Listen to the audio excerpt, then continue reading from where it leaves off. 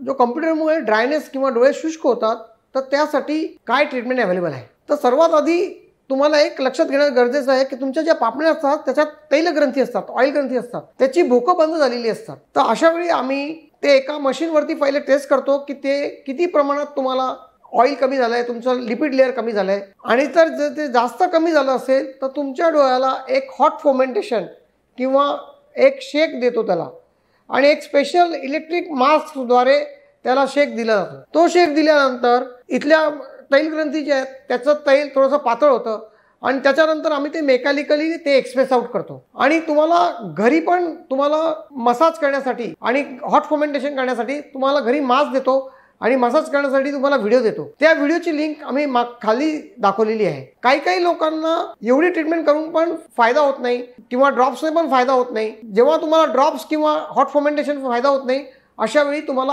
IPL laser नावाची treatment केली जाते. IPL लेझर किंवा लिपी फ्लो नावाची ट्रीटमेंट केली जाते.